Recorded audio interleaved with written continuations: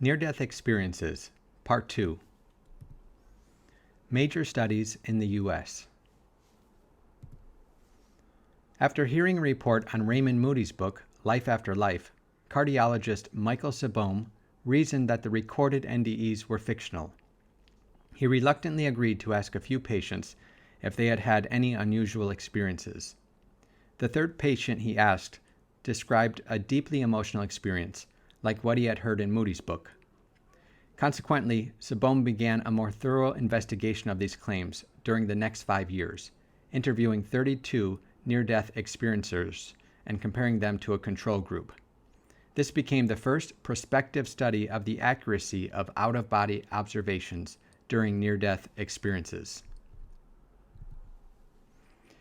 This study investigated a group of patients who had cardiac arrests with NDEs that included OBEs, or out-of-body experiences, and compared them with a control group of patients who had experienced cardiac crises but did not have NDEs. Both groups of patients were asked to describe their own resuscitation as best they could. Sabom found that the group of NDE patients were much more accurate than the control group in describing their own resuscitations. Sabom's study was published in Recollections of Death, 1982. Reflecting on the study behind his first book, Sabom writes, "Perhaps the most startling discovery I made through my research was that, as many people came close to death, their essence, or spirit, actually seemed to leave their body. These people saw details of their resuscitation that they could not otherwise have seen. One patient noticed the physician who failed to wear scuffs over his white, patent leather shoes during open-heart surgery. In many cases, I was able to confirm the patient's testimony with medical records and with hospital staff." In 1994, Sabom led another study of NDEs called the Atlanta Study. Over a 2-year period, he personally interviewed 160 patients with carefully constructed, measurable questionnaires. He found that 47 had NDEs. The rest were used to create a baseline comparison. Also, instead of relying on self-report alone, the Atlanta study sought medical documentation of the events surrounding the near-death experience. What did Sabom find regarding religious commitment? Most, 75%, said their belief in the reality of life after death strongly increased, and their church attendance also increased. Sabom reflected on the Atlanta study in his book Light and Death, 1998. During the Atlanta study, Sabom met Pam Reynolds, who reported a near-death experience she had while undergoing brain surgery in 1991. Sabom calls it the deepest near-death experience in the study. He says, by every method that scientists use to measure life, she was flatlined. No blood pressure, breathing, heartbeat, or brain waves. Even the blood had been drained from her head. The Pam Reynolds case is recounted in the documentary The Day I Died, 2002. After reading Moody's book, psychologist Kenneth was inspired to carry out his own, more scientifically rigorous study in Connecticut, beginning in 1977. Using psychological questions and assessment scales, Ring and his team interviewed 102 patients over a 13-month period. He found that while NDEs have core characteristics, some are more common than others, and they occur in a meaningful order. His study showed that a person's religion does not affect their chance of having an NDE. The results were published in his book Life at Death, 1980. In 1999, Ring published Mindsight, Near-Death and Out-of-Body Experiences in the Blind. Dr. Jeffrey Long writes, of the 31 individuals in the study, 10 were not facing life-threatening events at the time of their experiences, and thus their experiences were not NDEs. There were 14 individuals who were blind from birth in this study, and 9 of them described vision during their experiences. This investigation presented case reports of those born totally blind that described in NDEs that were highly visual with content consistent with typical NDEs. In 1991, Dr. Melvin Morse published Closer to the Light with Paul Perry, focusing on NDEs in children. After hearing a 7-year-old girl's NDE, Morse talked to 12 pediatric patients who had survived a cardiac arrest. All of them reported at least one component of the NDE. Major studies outside the U.S. In 1986, cardiologist Pim van Lommel in the Netherlands began a 2-year pilot study.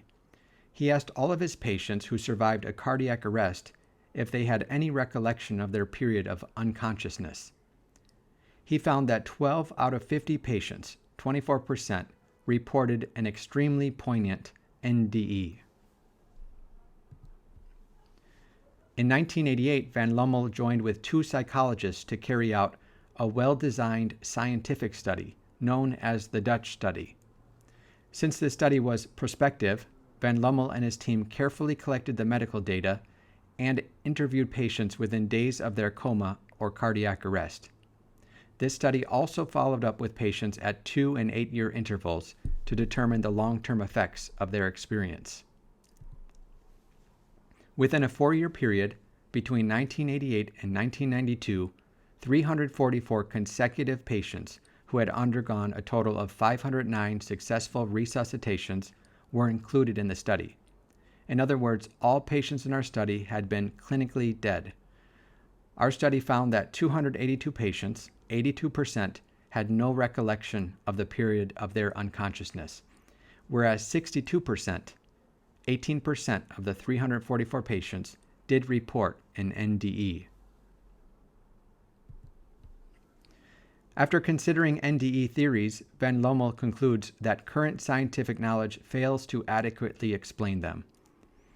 He says, this study could not explain why some people do, but most people do not experience a lucid and enhanced consciousness when there is no sign of brain function during a cardiac arrest. The results of Van Lommel's Dutch study were published in his 2007 book, Consciousness Beyond Life. In 1995, psychologist Peter Fenwick and his wife Elizabeth published an investigation of over 300 NDEs in the UK in their book, The Truth in the Light. They write, the out-of-body experience is one of the events most often mentioned by people who have had a near-death experience. And about 88% of those who filled in our questionnaire described feelings of calm or peace or joy during their experience. Also, people who have had a near-death experience are almost unanimous in their belief in an afterlife. According to the Fenwicks, there are 3 possible explanations of NDEs, and each may hold some truth. First, a physiological interpretation. The dying brain produces these experiences. Second, a psychological interpretation. People interpret their near-death experience through a mystical lens. Third, a transcendental interpretation. Some people have really seen a glimpse of the afterlife. Dr. Penny Sartori conducted the first long-term prospective study on NDEs in the UK, focusing on intensive care patients. In comparison with the control group, those claiming to have had an NDE were much more accurate in describing their own resuscitations. Sartori engages with naturalistic explanations of NDEs but finds them unconvincing. Her study, titled The Near-Death Experience of Hospitalized Intensive Care Patients, a 5-year clinical study, was published in 2008. After studying NDEs in indigenous peoples in Africa, Oceania, and North America, Dr. Gregory Shushan concludes that the NDE is a pan-human experience because accounts have been reported from around the world and throughout human history. And the fundamental interpretation of NDEs appears to be universal. This is what happens when we die. A global study. In 1998, Dr. Jeffrey Long, who practices radiation oncology, founded the Near-Death Experience Research Foundation, or NDERF, which currently contains more than 5,000 NDE reports from around the world.